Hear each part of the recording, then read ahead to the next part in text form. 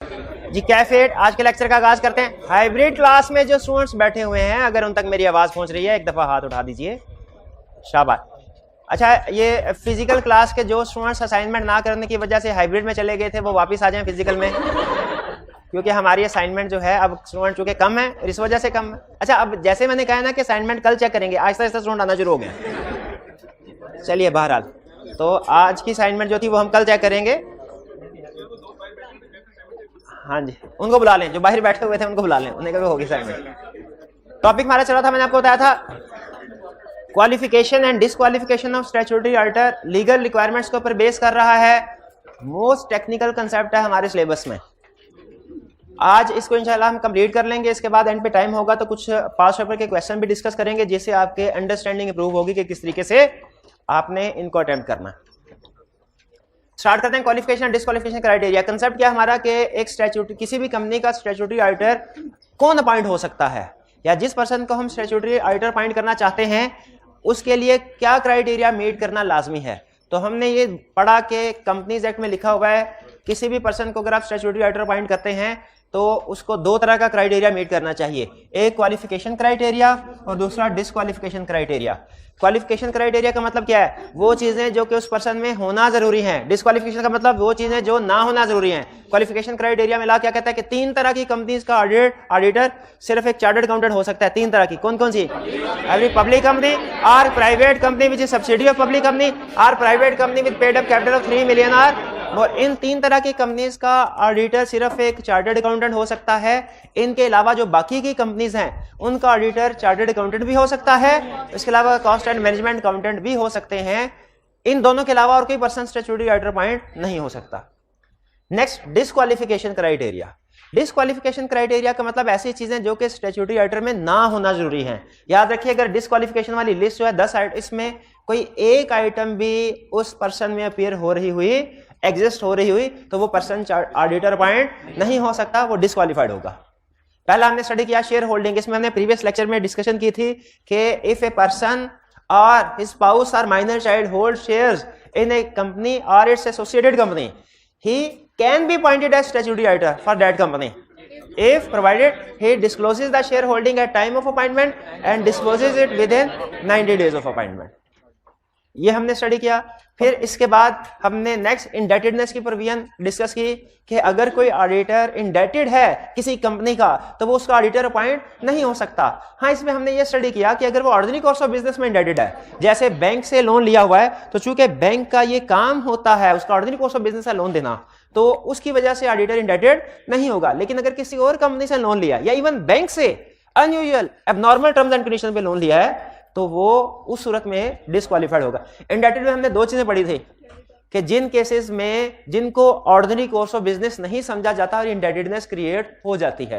एक थी credit card वाली बात और एक थी यूटिलिटी बिल वाली बात। क्रेडिट कार्ड जो बैंक से इश्यू करवाया जाता है, इसकी आउटस्टैंडिंग अमाउंट अगर 1 मिलियन तक हो, से नीचे नीचे हो, तो फिर ये ऑर्डिनरी कोर्स ऑफ बिजनेस समझा जाता है। लेकिन अगर 1 मिलियन से एक्सीड कर जाए तो ये ऑर्डिनरी कोर्स ऑफ बिजनेस नहीं समझा जाता और ऑडिटर डिसक्वालीफाई हो जाता है वो पर्सन। इसी तरह यूटिलिटी बिल अगर आउटस्टैंडिंग है 90 डेज तक तो वो ऑर्डिनरी कोर्स ऑफ बिजनेस समझा जाता है। लेकिन अगर आउटस्टैंडिंग 90 डेज से ज्यादा हो जाए तो वो ऑर्डिनरी कोर्स ऑफ बिजनेस नहीं समझा जाता और ऑडिटर या पर्सन डिसक्वालीफाइड हो जाता है। ये हमने स्टडी। और खास तौर पे एक चीज जो मैंने आपको बताई थी वो ये कि शेयर होल्डिंग वाली जो प्रोविजन है, ये इसमें वर्ड एसोसिएटेड आता है कि अगर आपका उस कंपनी में या उसकी एसोसिएटेड कंपनी में शेयर्स हैं तो आप कंडीशन पूरी करनी पड़ती है। लेकिन जो बाकी की कंडीशंस हैं इनमें होल्डिंग सब्सिडरी आता है कि अगर आप एक कंपनी के लिए डिसक्वालीफाइड हैं तो उसकी होल्डिंग सब्सिडरी के लिए भी डिसक्वालीफाइड है। ये वाली बात आपको समझ आ गई थी कि अगर एक कंपनी के लिए डिसक्वालीफाइड तो उसकी होल्डिंग सब्सिडरी के लिए भी डिसक्वालीफाइड। ये कंसेप्ट ध्यान में रखना है। ये कंसेप्ट ध्यान में नहीं रखना कि एक कंपनी के लिए डिसक्वालीफाइड तो उसकी एसोसिएटेड कंपनीज के लिए भी डिसक्वालीफाइड। ना ना ना ना, ये नहीं कंसेप्ट। कंसेप्ट क्या है, एक कंपनी के लिए डिसक्वालीफाइड उसकी होल्डिंग सब्सिडरी के लिए भी डिसक्वालीफाइड।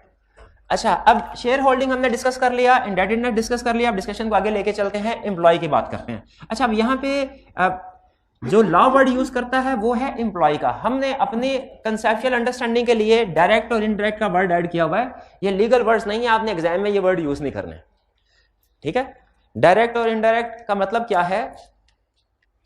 फर्ज कीजिए कि एक कंपनी है लिस्टेड क्लाइंट है, जैसे बर्जर पेंट्स, लिस्टेड कंपनी, बड़ी कंपनी, इसमें बहुत से चार्टर्ड अकाउंटेंट्स काम कर रहे हैं। अगर कोई एक पर्सन इसका एम्प्लॉय है, फर्ज कीजिए कि मिस्टर ए इसका एक एम्प्लॉय है, क्या इसका एम्प्लॉय इस कंपनी का ऑडिट कर सकता है? इसका जवाब है नहीं कर सकता, नहीं कर सकता। ठीक है, लॉ ये कहता है कि करंट कैपेसिटी में भी नहीं कर सकता, इवन अगर एम्प्लॉयमेंट छोड़ दे, छोड़ने के बाद भी 3 साल तक नहीं कर सकता। यानी अगर कोई भी पर्सन अपॉइंटमेंट के वक्त कंपनी का एम्प्लॉय है या अपॉइंटमेंट से पहले 3 साल के अंदर अंदर कंपनी का एम्प्लॉय रहा है, वो कंपनी का ऑडिटर अपॉइंट नहीं हो सकता। अच्छा, आप थोड़ा मुझे सोच के बता सकते हैं कि लॉ ने ये पिछले 3 सालों को क्यों कवर किया? यानी अगर आज ये मिस्टर ए इस कंपनी की एम्प्लॉयमेंट को छोड़ देता है, उसके बावजूद भी इसे अपॉइंटमेंट के लिए 3 साल तक का इंतजार करना पड़ेगा। 3 साल के बाद ऑडिटर अपॉइंट हो सकता है। क्यों भला? क्योंकि फौरी तौर पे उसके कुछ ना कुछ फ्रेंडशिप वगैरह क्लाइंट में मौजूद होगी, कुछ गुड फीलिंग्स क्लाइंट के साथ अटैच होंगी। तो लॉ ये कहता है कि ये जो एम्प्लॉय, अगर किसी कंपनी का कोई एम्प्लॉय है, वो करंट कैपेसिटी में भी उसका ऑडिट नहीं कर सकता, और इवन एम्प्लॉयमेंट छोड़ दे तो उसके बाद भी कितने साल तक? 3 साल तक उस कंपनी का ऑडिट नहीं कर सकता, 3 साल के बाद कर सकता है। क्लियर हो गया? अच्छा, ये है, इसके लिए लॉ वर्ड यूज करता है a person who is an officer, director और एम्प्लॉय ऑफ कंपनी। तो 3 अल्फाज यूज किए उसने, ऑफिसर, डायरेक्टर और एम्प्लॉय ऑफ द कंपनी। लेकिन हमें पता है ऑफिसर भी एम्प्लॉय होते हैं और डायरेक्टर भी एम्प्लॉय होते हैं एक तरह से। तो कोई भी ऑफिसर, कोई भी एम्प्लॉय, कोई भी डायरेक्टर कंपनी का उसका ऑडिटर अपॉइंट नहीं हो, चाहे कोई भी हो, चाहे एग्जेक्टिव हो, चाहे नॉन एग्जेक्टिव हो, चाहे इंडिपेंडेंट हो, चाहे नॉमिनी हो, कोई भी डायरेक्टर, कोई भी ऑफिसर, कोई भी एम्प्लॉय कंपनी का ऑडिटर अपॉइंट नहीं हो सकता, करंट कैपेसिटी में भी नहीं और एम्प्लॉयमेंट छोड़ने के बाद भी 3 साल तक नहीं। अच्छा, ये तो है एम्प्लॉय से रिलेटेड। अब आगे फर्दर एक और लॉ ने आगे सिचुएशन डिस्कस की है, क्या यह पॉसिबल है ये एम्प्लॉय पार्ट टाइम, इसकी अपनी फर्म हो, ठीक है, तो ये उसका ऑडिटर अपॉइंट हो सकता है? नहीं। अच्छा, फर्ज कीजिए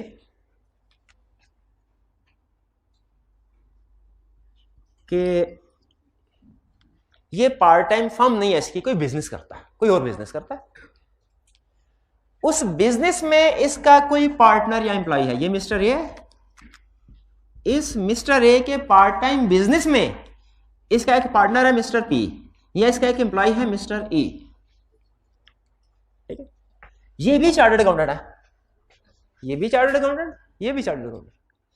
मिस्टर ई इसका ऑडिटर अपॉइंट हो सकता है? नहीं हो सकता, करंट कैपेसिटी में भी नहीं, 3 साल तक भी नहीं। क्या मिस्टर पी और मिस्टर ए, क्या ये लोग इस कंपनी के ऑडिटर अपॉइंट हो सकते हैं?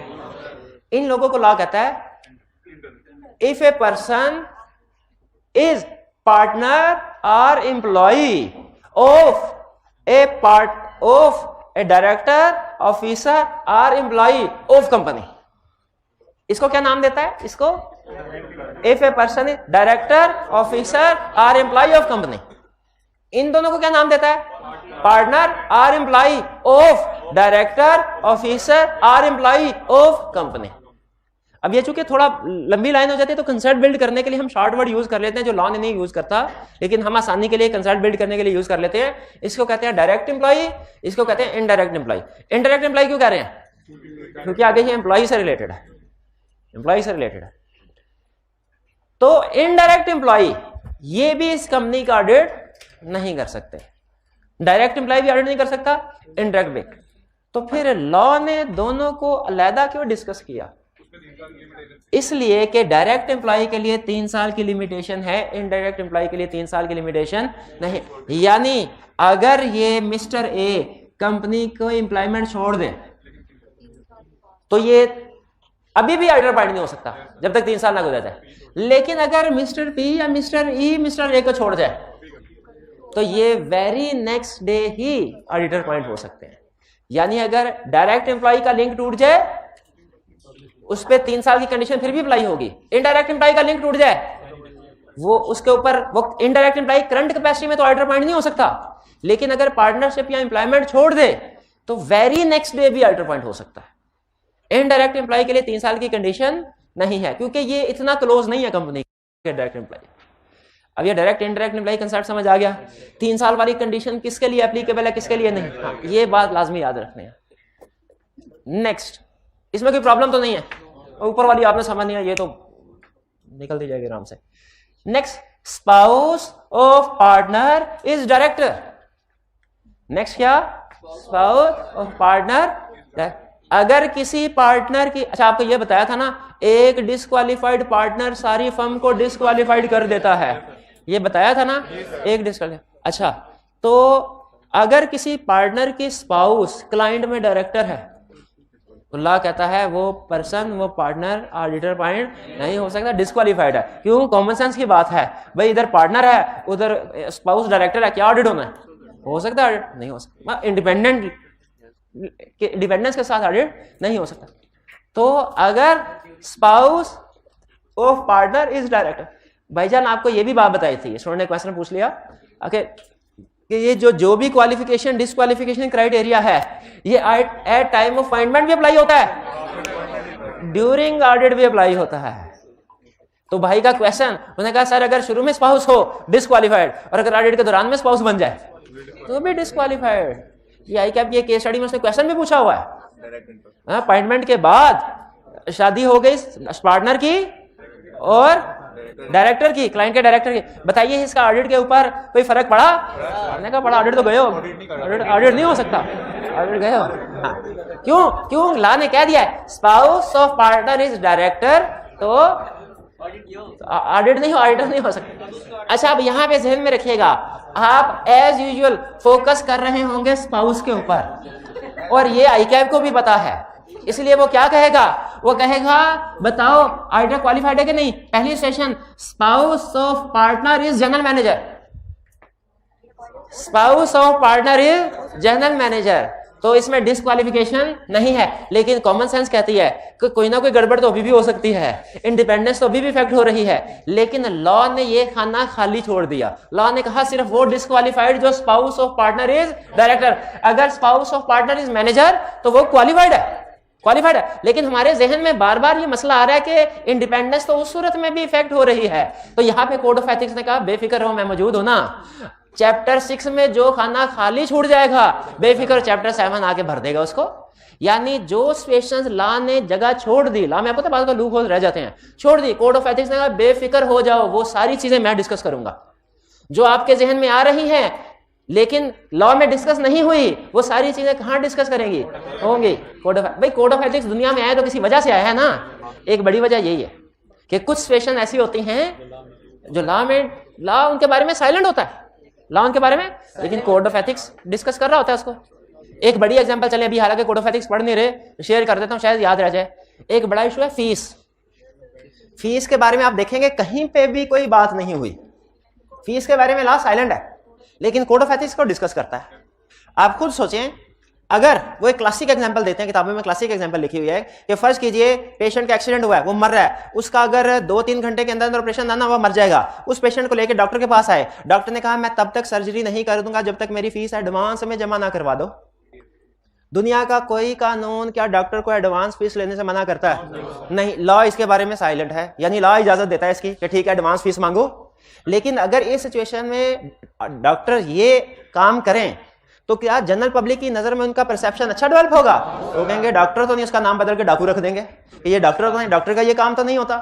तो इसीलिए इसका मतलब है जहां जो चीज लीगल में नहीं डिस्कस हुई वो फिर कहां में डिस्कस होती है, एथिक्स। तो उनका कोई कोड ऑफ एथिक्स होगा जिसमें उसने उनको बताते होंगे कि क्या करना है। उसी तरीके से हमारी ऑडिटर की फीस के बारे में भी लीगल रिक्वायरमेंट्स में कहीं कोई डिस्कशन नहीं है। तो जो चीज लॉ जिसके बारे में साइलेंट रहता है लेकिन वो हमारे प्रोफेशन को, हमारी इंडिपेंडेंस को इफेक्ट कर रही हो, हमारे प्रिंसिपल्स को इफेक्ट कर रही हो, वो उसको फिर कौन डिस्कस करता है? उसको फिर कोड ऑफ एथिक्स डिस्कस करता है।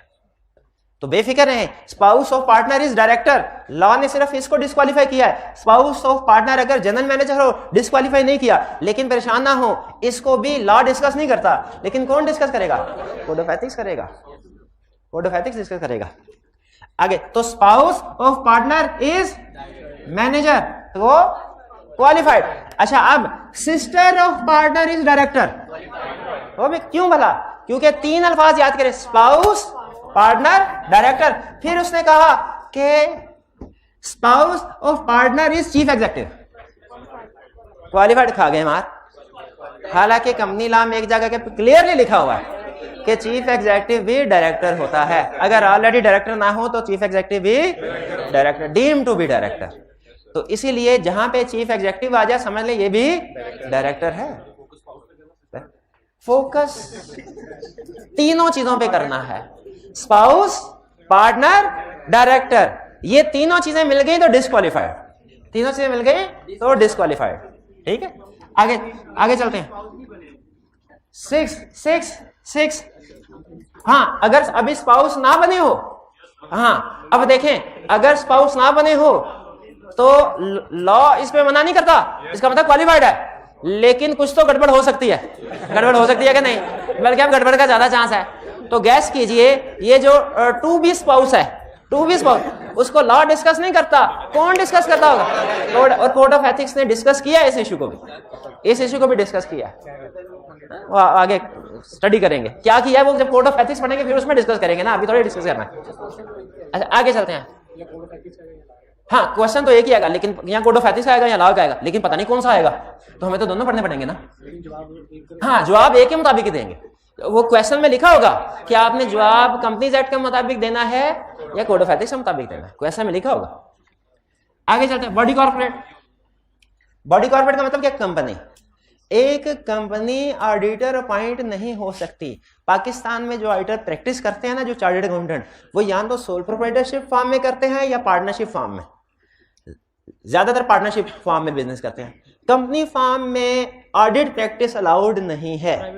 आप कंपनी बना के, चार्टर्ड अकाउंटेंट्स कंपनी बनाना चाहे तो बना सकते हैं, लेकिन कंपनी बना के जो मर्जी कर लें, ऑडिट नहीं कर सकते, क्योंकि ऑडिटर डिस्क्वालिफाइड। इसकी वजह यह है कि जब आप कंपनी बना लेते हैं ना, तो आपकी लायबिलिटी हो जाती है लिमिटेड, जबकि लॉ ये चाहता है कि हम ऑडिटर की, चार्टर्ड अकाउंटेंट की जो ऑडिटर, इसकी लायबिलिटी अनलिमिटेड रखें, ताकि अगर ये अपना काम सही तरीके से ना करें तो हम इनको सजा भी दिलवा सकें, हम इनको फांसी पे भी चढ़ा सकें।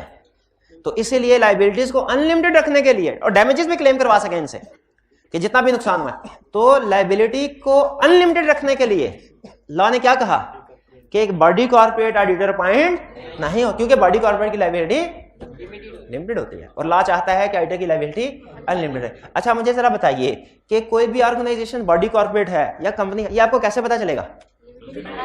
उसके नाम में लफ्ज लिमिटेड से, उसके नाम में लफ्ज कंपनी से नहीं, लिमिटेड। जैसे एक चार्टर्ड अकाउंटेंट की फर्म है AF Ferguson and company, chartered accountants, इनके नाम में वर्ड कंपनी आ रहा है, क्या ये कंपनी है? ये कंपनी नहीं है। क्यों कंपनी नहीं है? क्योंकि इनके नाम में वर्ड लिमिटेड नहीं आ रहा। जज़ाकल्लाह भाई, इनके नाम में वर्ड लिमिटेड नहीं आ रहा, इस वजह से। बॉडी कॉर्पोरेट का कंसेप्ट क्लियर हो गया? आगे चलते हैं। प्रोवाइडेड गारंटी, अगर किसी पर्सन ने गारंटी दी हो, गारंटी दी हो, असल में गारंटी भी ना लोन की तरह ही लॉ कंसीडर करता है। ऊपर हमने स्टडी किया, अगर पर्सन इंडेटेड हो तो ऑडिटर अपॉइंट नहीं हो सकता। उन्होंने कहा कि अगर ऑडिटर इंडेटेड नहीं, लेकिन उसने गारंटी प्रोवाइड किया, जैसे फर्ज कीजिए एक टेक्सटाइल कंपनी है, टेक्सटाइल कंपनी है, उससे मैंने लोन लिया, क्या मैं उसका ऑडिटर अपॉइंट हो सकता हूं? नहीं हो सकता। अच्छा, अगली सिचुएशन, ये प्रवीण कहती है ये वाली, अगली सिचुएशन, मैंने उससे लोन नहीं लिया, लोन लिया इन भाईजान ने, टेक्सटाइल वाले इसको लोन नहीं दे रहे थे, मैंने टेक्सटाइल वालों से कहा कि आप इसको लोन दे दीजिए, मेरी गारंटी है अगर ये लोन पे नहीं करेगा तो मैं कर दूंगा। अब बताइए कि अब क्या मैं ऑडिटर अपॉइंट हो सकता हूं? लॉ कहता है नहीं, इसलिए कि हालांकि मैंने लोन नहीं लिया, लेकिन लॉ ये कहता है कि अगर किसी भी वक्त ड्यूरिंग ऑडिट भी इवन अगर इस पर्सन ने डिफॉल्ट किया तो लायबिलिटी आप पे शिफ्ट हो जाएगी और आप इंडेटेड हो जाएंगे। तो बजाय ये कि आप अच्छा वाला ऑडिट कर रहे हो और बाद में दरमियान में आपको एकदम से पता चले कि आपने जिसकी गारंटी दी थी उसे डिफॉल्ट कर लिया और अब आपको डेट देना है और आप डिस्क्वालीफाई हो चुके हैं, इससे बेहतर है क्या कि आप ऑडिट शुरू ना करें। तो अगर किसी पर्सन ने लोन लिया है खुद या खुद ने लोन किसी और ने लिया और उसने गारंटी दी है, दोनों सूरतों में डिस्क्वालीफाइड है, ऑडिटर अपॉइंट नहीं हो सकता। खुद लोन लिया है वो सेकंड वाली रिक्वायरमेंट्स में कवर होता है, और अगर गारंटी दी है 7 वाली रिक्वायरमेंट में। हाँ ये बिल्कुल, ये देखे गारंटी तो किसी भी केस में, गारंटी तो किसी भी केस में है। ये जो इंडेटेडनेस है ये ऑर्डिनरी कोर्स ऑफ बिजनेस। फिर इसके बाद बिजनेस रिलेशनशिप। बिजनेस रिलेशनशिप का मतलब क्या है? देखिए, एक होता है प्रोफेशनल रिलेशनशिप, एक है बिजनेस रिलेशनशिप, दोनों में फर्क है। एक ऑडिटर ऑडिट कर रहा है, क्लाइंट उससे ऑडिट करवा रहा है, ये जो ऑडिटर और क्लाइंट का रिलेशनशिप है ना, ये प्रोफेशनल रिलेशनशिप है। बिजनेस रिलेशनशिप ये है कि इसके अलावा भी ऑडिटर और क्लाइंट मिलकर कोई काम कर रहे हैं। जैसे फर्ज कीजिए ऑडिटर जो है वो कुछ चीजें पार्ट टाइम में कुछ चीजें जो है वो बेचता हो, रूटीन में बेच रहा है, या क्लाइंट कुछ चीजें बेच रहा है। ऑडिटर ने क्लाइंट से कुछ क्लाइंट एसी बना के बेचता है, मैन्युफैक्चर करके सेल करता है, ऑडिटर ने क्लाइंट से कुछ एसी बाई कर लिया। ये है business relationship. Business relationship auditor भी पार्ट टाइम कुछ काम करता है और क्लाइंट ने उससे उसकी वो गुड्स एंड सर्विसेज बाय कर ले, ये है अदर देन ऑडिट, ये है बिजनेस रिलेशनशिप। यानी ऑडिट के अलावा कोई भी गुड्स एंड सर्विसेज के ट्रांजैक्शंस हो क्लाइंट और ऑडिटर के दरमियान में, ये क्या होगा? ये बिजनेस रिलेशनशिप होगा। बिजनेस रिलेशनशिप होगा। बिजनेस रिलेशनशिप अगर तो ऑर्डिनरी कोर्स ऑफ बिजनेस में है, अगर ऑर्डिनरी कोर्स ऑफ बिजनेस तो कोई प्रॉब्लम नहीं है, और अगर ऑर्डिनरी कोर्स ऑफ बिजनेस से हट के है तो फिर ऑडिटर डिस्क्वालीफाई हो जाएगा। अगर ऑडिटर ने ऐसे खरीदे मार्केट रेट पे, बिजनेस रिलेशनशिप है, क्लाइंट से अपने क्लाइंट से ऐसे खरीदे मार्केट रेट पे, बिजनेस रिलेशनशिप है, क्या ऑडिटर डिस्क्वालीफाइड होगा? क्यों डिस्क्वालीफाइड नहीं होगा? क्योंकि ऑर्डिनरी कोर्स ऑफ बिजनेस है। जिस तरह लोन लिया वो ऑर्डिनरी कोर्स ऑफ बिजनेस पे हो तो इजाजत है, अगर ऑर्डिनरी कोर्स ऑफ बिजनेस में नहीं है फिर ये ऑडिटर डिस्क्वालीफाइड होगा। उसी तरह से अगर बिजनेस रिलेशनशिप डेवलप हुआ, ऑडिटर और क्लाइंट के दरमियान में sale and purchase of good and services हुई, तो अगर तो वो मार्केट टर्म्स एंड कंडीशन पे है तो कोई प्रॉब्लम नहीं है। अगर वो मार्केट टर्म्स एंड कंडीशन से हट के है, ऑर्डिनरी कोर्स ऑफ बिजनेस से हट के है, तो ऑडिटर क्या होगा? डिस्क्वालीफाइड। एक केस स्टडी में उसने कहा एक कंपनी ऑडिटर से ऑडिट करवा रही है, उस कंपनी के पूरे शहर में मुख्तलिफ प्लाजा हैं, और उन्होंने ऑडिटर को ऑफर किया है कि सर आप हमारे एक प्लाजा में अपना ऑफिस क्यों नहीं बना लेते? ऑडिटर ने कहा सजेशन तो अच्छी है, और उसने उनके एक प्लाजा में ऑफिस बना लिया। बताइए बिजनेस रिलेशनशिप है? क्या ऑडिटर क्वालिफाइड का डिस्क्वालीफाइड? ये क्या उस कंपनी का ऑर्डिनरी कोर्स ऑफ बिजनेस नहीं है? उसने कहा था हमारे बहुत से प्लाजा है, बाकी सारी दुनिया को रेंट पे देते हैं, ऑडिटर को भी रेंट पे दिया, तो ये ऑर्डिनरी कोर्स ऑफ बिजनेस नहीं है क्या? या तो ये होता ना उसके पास कोई प्लाजा और वो खुसूसी तौर पे ऑडिटर के लिए एक अपार्टमेंट बुक करवाते, तो हम कहते हैं ऑर्डिनरी कोर्स ऑफ बिजनेस की ट्रांजैक्शन नहीं, ऑडिटर डिस्क्वालीफाइड है। अब चूंकि इसमें उसने क्वेश्चन में नेचर ऑफ बिजनेस बता दिया क्लाइंट का, और ये यही है नेचर ऑफ बिजनेस, तो अब हम कहेंगे चूंकि क्लाइंट की ऑर्डिनरी कोर्स ऑफ बिजनेस की ट्रांजैक्शन है, हाँ इसकी टर्म्स एंड कंडीशन भी देख लेंगे। अगर टर्म्स एंड कंडीशन भी मार्केट की हैं तो फिर ये ऑर्डिनरी नॉर्मल बिजनेस रिलेशनशिप है, डिस्क्वालिफिकेशन अराइज नहीं होती। तो क्लियर हुआ? ये ऑर्डिनरी कोर्स ऑफ बिजनेस वाली बात याद रखिएगा, इंडेटेड में भी और इसके साथ साथ बिजनेस रिलेशनशिप में भी। और बिजनेस रिलेशनशिप का मतलब ध्यान में रखिएगा, sale and purchase of goods and services between auditor and client. और ये दोनों एक दूसरे को, किसी केस स्टडी में ऑडिटर क्लाइंट को प्रोवाइड कर रहा होगा, किसी केस स्टडी में क्लाइंट ऑडिटर को प्रोवाइड कर रहा होगा, बिजनेस रिलेशनशिप दोनों में बन जाता है। ठीक है, लेकिन अगर वो कहे ऑडिटर क्लाइंट को ऑडिट के साथ साथ टैक्स सर्विसेज भी प्रोवाइड कर रहा है, तो ये प्रोफेशनल सर्विसेज हैं, ये बिजनेस रिलेशनशिप नहीं है। ठीक है, बिजनेस रिलेशनशिप ऑर्डिनरी ये रूटीन के अलावा जो गुड्स एंड सर्विसेज एक दूसरे को प्रोवाइड करते हैं। Next, convict of fraud. अगर कोई पर्सन कन्विक्टेड है, उसको पिछले 10 साल में फ्रॉड के जुर्म में सजा सुना दी गई है, कन्विक्टेड है, सजा सुना दी गई है, तो वो क्या है? डिस्क्वालीफाइड। डिस्क्वालीफाइड। लेकिन किस जुर्म में? फ्रॉड के जुर्म में। और फिर अदर का मतलब यह है कि कोड ऑफ एथिक्स में भी अगर किसी वजह से डिस्क्वालिफिकेशन राइज होती है तो वो लीगली भी डिस्क्वालीफाइड हो जाएगा। ये चूंकि कोड ऑफ एथिक्स की तरफ इशारा है, तो अदर वाली बात हम कोड ऑफ एथिक्स में स्टडी करेंगे। ये लिस्ट क्लियर हो गई?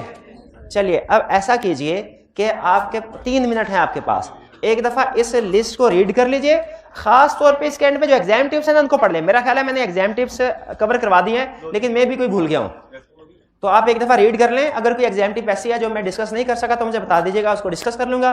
तब तक मैं आपके पास्ट पेपर के क्वेश्चन सेटअप कर लूं, फिर उनको डिस्कस करते हैं, क्योंकि पास्ट पेपर्स की केस स्टडीज को करेंगे तो ही हमें पता चलेगा एग्जाम लेवल की प्रिपरेशन हमारी हुई है कि नहीं। क्लियर? ये पॉज कीजिएगा।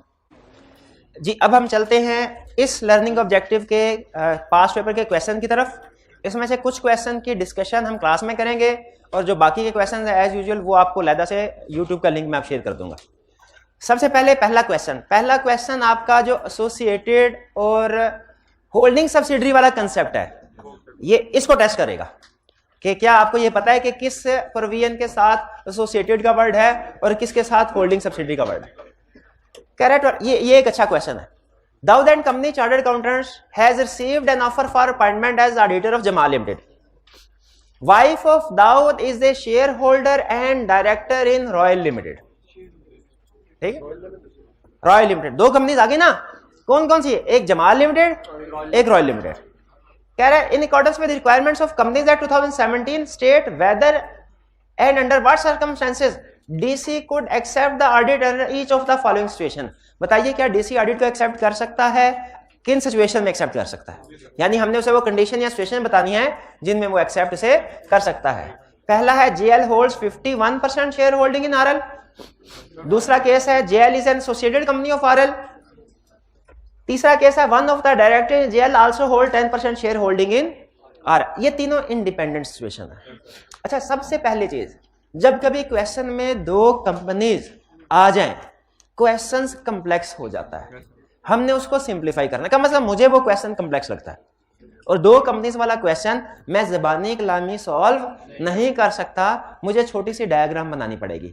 आप भी अपनी प्रैक्टिस बना लें, हैबिट बना लें, जब कभी क्वेश्चन में दो कंपनीज इन्वॉल्व होंगी आपने उसे ज़बानी कलामी सॉल्व नहीं करना। समटाइम्स आप सही कंक्लूजन पे पहुंचेंगे, समटाइम्स गलत कंक्लूजन पे। इसीलिए to be on safe side, जब कभी क्वेश्चन में दो कंपनीज इन्वॉल्व हो, लीगल रिक्वायरमेंट्स का क्वेश्चन है, दो कंपनीज इन्वॉल्व है, आपने क्या करना है? डायग्राम बना लेनी है। अब डायग्राम किस तरह की? लेफ्ट साइड पे एक बॉक्स आएगा, एक राइट साइड पे बॉक्स आएगा और एक उसके नीचे बॉक्स आएगा। पोजीशनिंग समझ ले कौन सी पार्टी किधर है। इधर है ऑडिटर, यानी वो पर्सन जो ऑडिटर पॉइंट होने जा रहा है। इधर है क्लाइंट, क्लाइंट का जिसका ऑडिटर पॉइंट होने के लिए जा रहे हैं। क्लाइंट कौन है? जेएल, जमाल लिमिटेड, इसको हम कर लेते हैं जेएल। और ये है दूसरी कंपनी जो क्वेश्चन में आने की वजह से हमें डायग्राम बनाना पड़ी। ये क्या है? आरएल।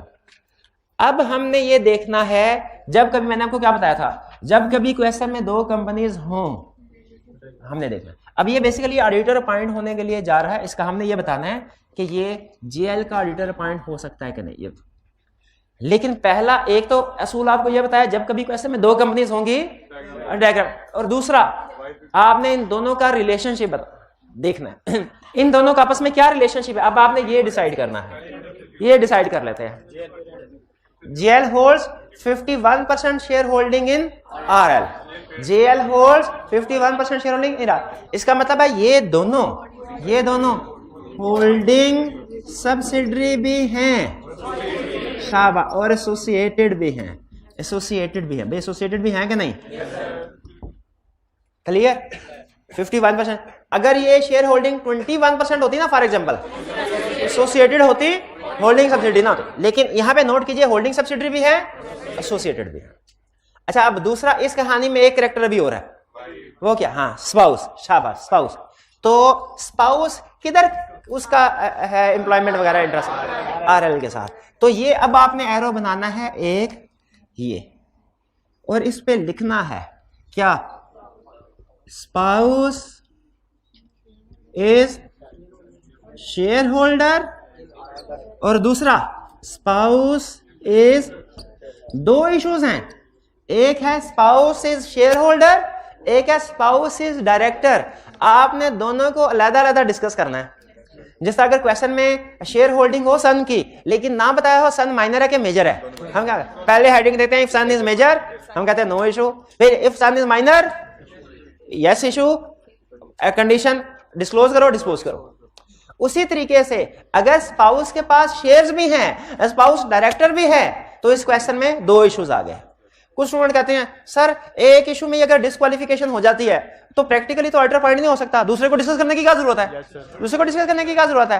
तो भाई एग्जाम, हाँ, मार्क्स नहीं देगा एग्जामिनर, एग्जामिनर कहता है मैंने जो इश्यूज आपको क्वेश्चन में बताए ना, आपने हर इशू को कमेंट करना है। जो इश्यूज बताए, तो उसने 2 इश्यूज बताए हैं, एक स्पाउस इज शेयर होल्डर, दूसरा स्पाउस इज डायरेक्टर, दोनों बताने हैं। पहले heading they spouse is share holder, उसको डिस्कस करें, फिर स्पाउस इज डायरेक्टर, उसको डिस्कस करें। ऊपर नीचे भी कर सकते हैं, पहले स्पाउस इज डायरेक्टर डिस्कस कर लें, फिर spouse is share holder discuss कर लें, कोई फर्क नहीं पड़ता।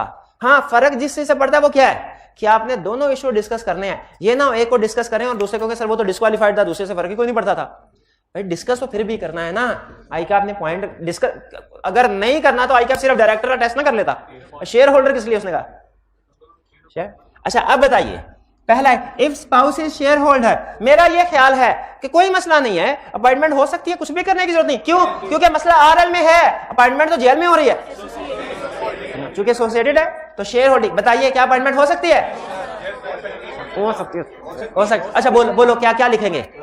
लिखे DC can be appointed as statutory auditor of JL. बोले DC can be appointed as statutory auditor of JL if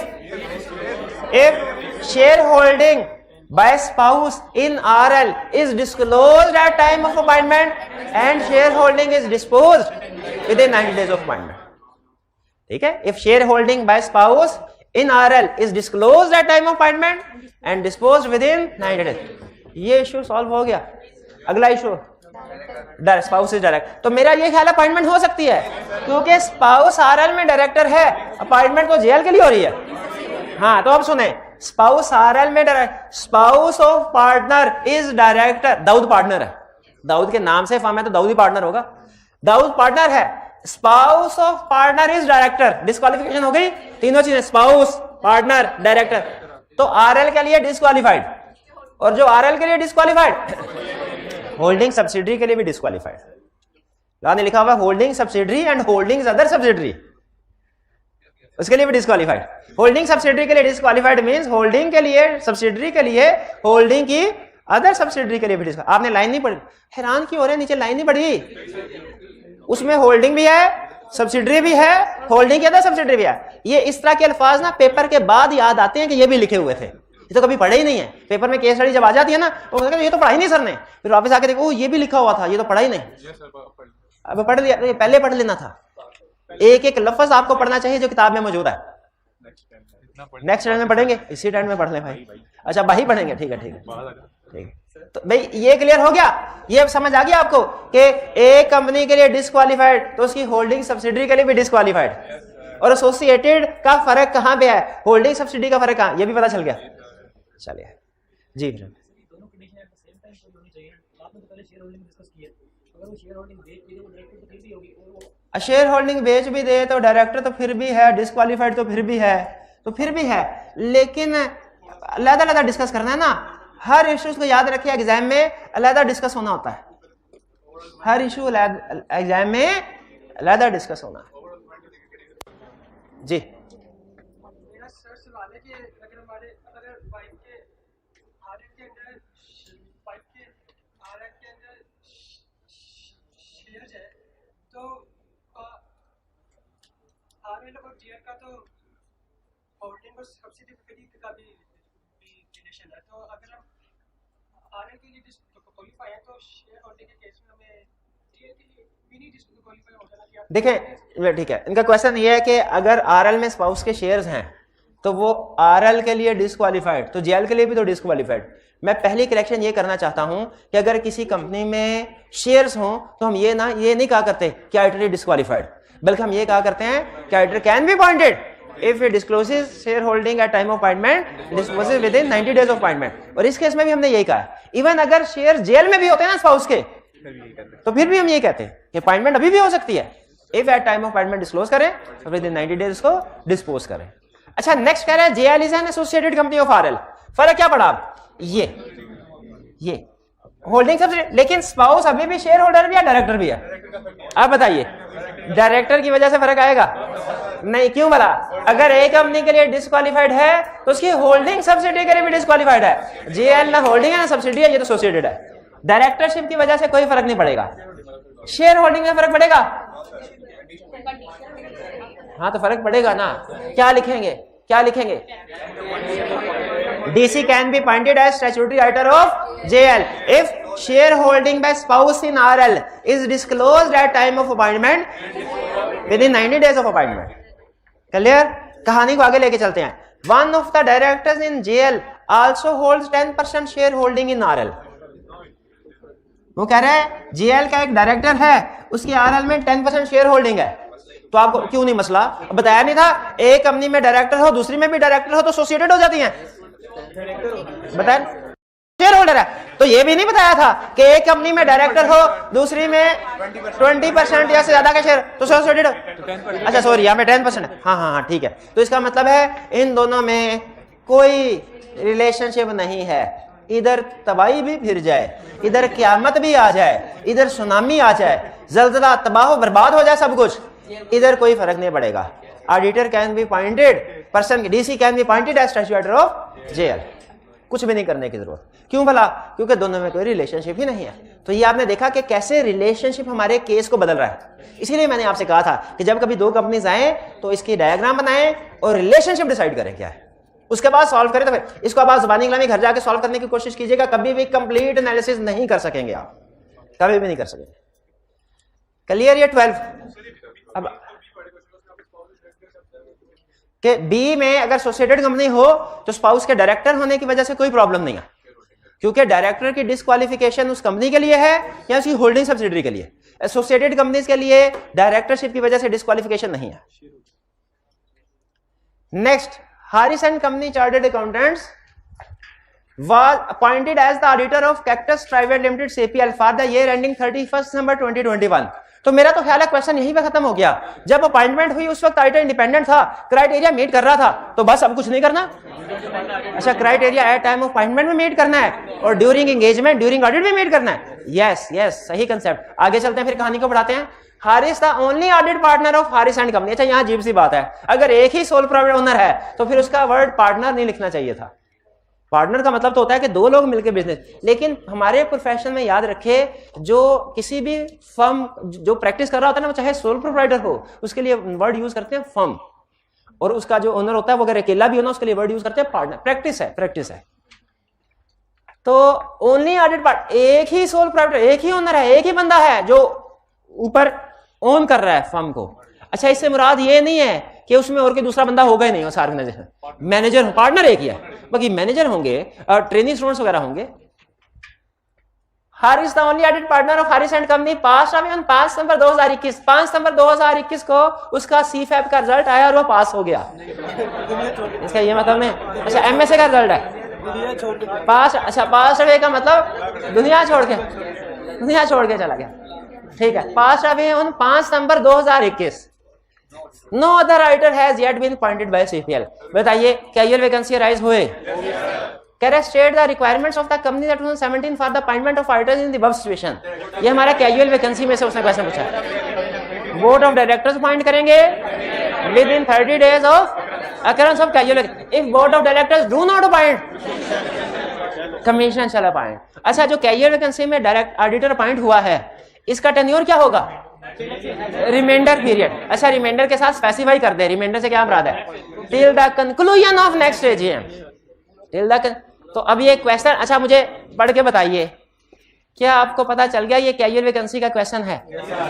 अच्छा, क्वेश्चन में कैसे पता चला ये कोड ऑफ एथिक्स है कि कंपनीज एक्ट का लिखा हुआ है? ऊपर वाले क्वेश्चन में कैसे पता चला था?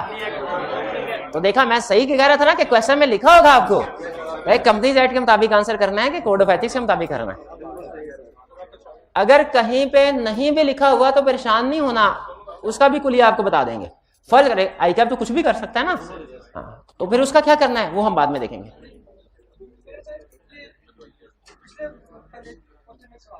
रिवर्स गियर ना लगाया करें यार.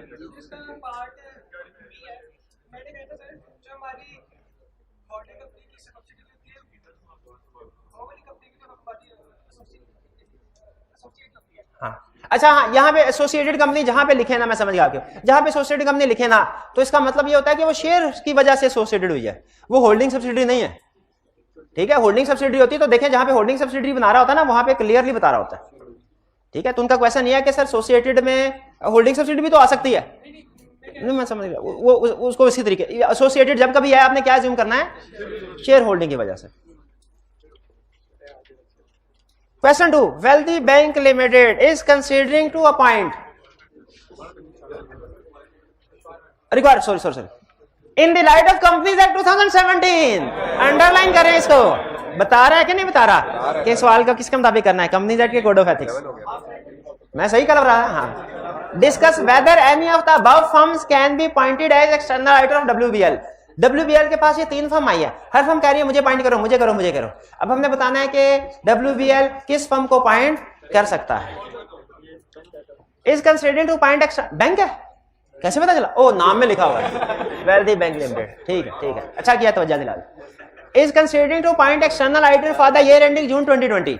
WBL has shortlisted the following 3 audit firms for appointment as external auditor and has presented certain matters related to each of them for your consideration. पहला, Rao Arif and Company Chartered Accountants. The firm has recently admitted a new partner who worked as CFO till June 2017 of Noor Engineering Limited, a subsidiary of WBL. एक minute है, 2 companies आ गई हैं।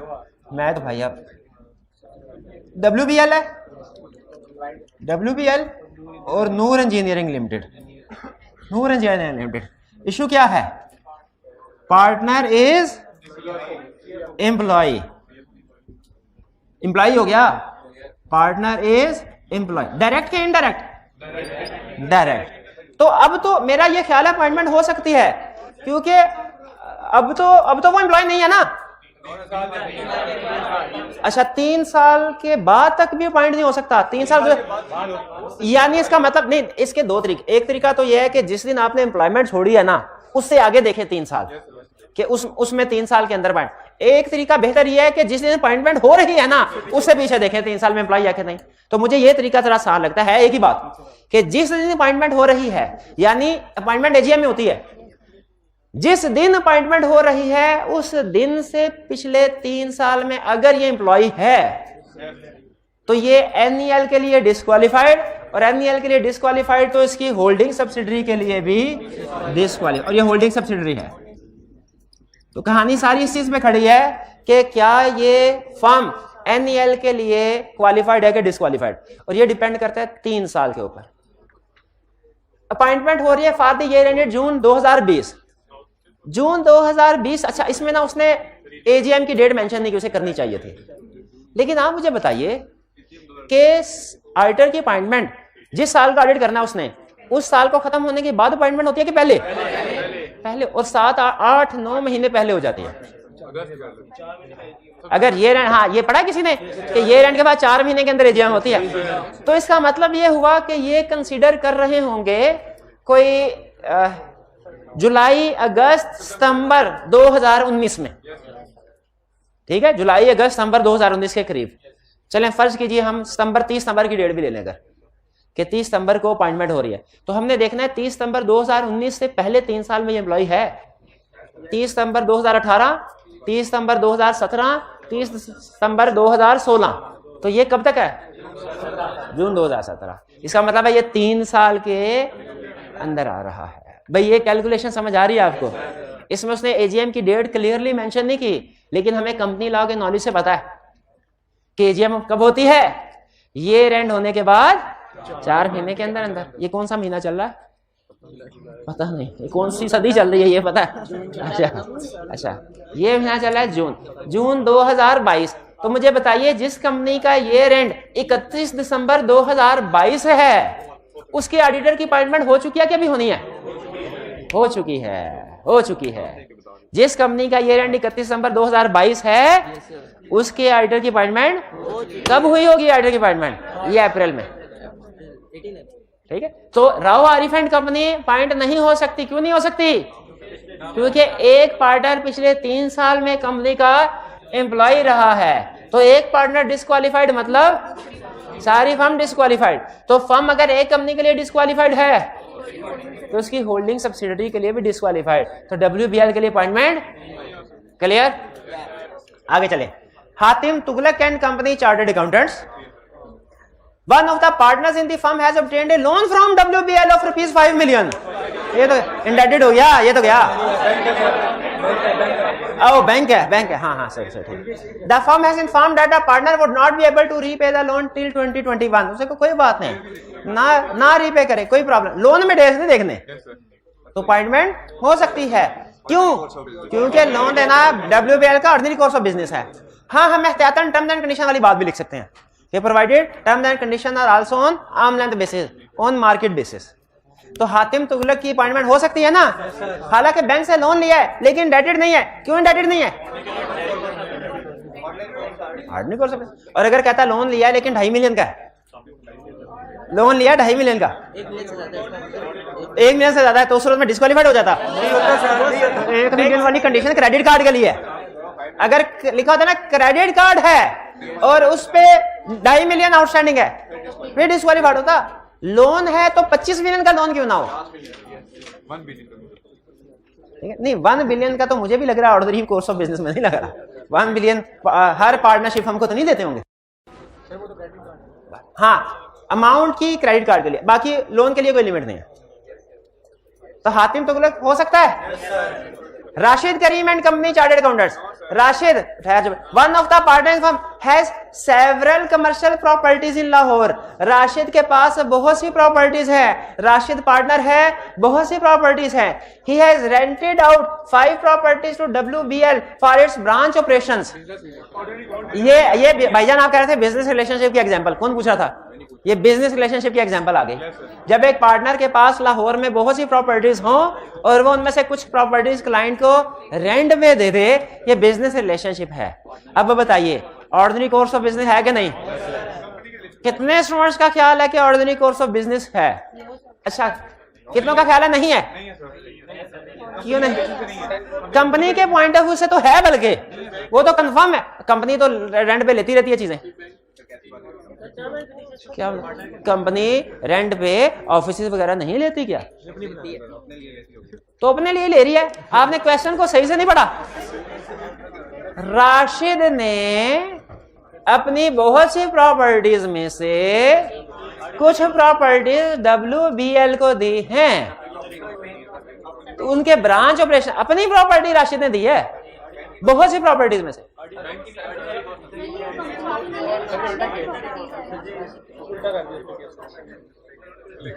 नहीं, मैं नहीं समझा पा रहा असल में, मैं बताता हूं। राशिद एक बहुत अमीर कबीर इंसान है। उसकी पूरे लाहौर में बहुत सी प्रॉपर्टीज हैं, उसका एक क्लाइंट है गरीब सा, छोटा सा कंपनी, छोटा सा बैंक ने कहा हमने बाकी बाहर से भी तो रेंट पे जगह लेते रहते हैं ऑफिस बनाने के लिए, अपनी ब्रांच बनाने के लिए। आपके पास प्रॉपर्टीज हैं, आप हमें रेंट पे दे दें। राशिद ने कहा ये लो, मेरी 150 प्रॉपर्टीज में से 5 प्रॉपर्टीज तुम्हें दी रेंट पे दी है। अब लग रहा है अच्छा, तो पहले मैंने यही नहीं कहा था, पहले भी यही कहा मुझे। अच्छा पहले चलें ठीक है। तो ऑर्डिनरी कोर्स ऑफ बिजनेस है, पार्टनर का भी ऑर्डिनरी कोर्स, पार्टनर के पॉइंट ऑफ व्यू से देखिए उसका भी ऑर्डिनरी कोर्स ऑफ बिजनेस है, कंपनी का भी। तो अपॉइंटमेंट हो सकती है, बिल्कुल हो सकती है। हाँ, ज्यादा से ज्यादा आप एक एडिशन एहतियातन ये लाइन लिख दें कि जो टर्म्स एंड कंडीशन है वो भी ऑर्डिनरी है, यानी मार्केट रेट पे रेंट पे दिया गया। क्लियर है? चलिए आगे चलते हैं। ना ना ना ना, सोच है आपकी। अच्छा ये देखिए ये क्या कह रहा है, oh comment on the above situation in the light of companies act. Companies act आ गया ना, अंडरलाइन करें। अच्छा जो कोड ऑफ एथिक्स का क्वेश्चन होगा उसकी रिक्वायरमेंट में क्या लिखा होगा? Code of ethics. इन्हें कहा शाबाश, पहुंच गया ना, अभी पढ़ा भी नहीं सवाल को, पहले पता चल गया आपको ये पूछने जाए।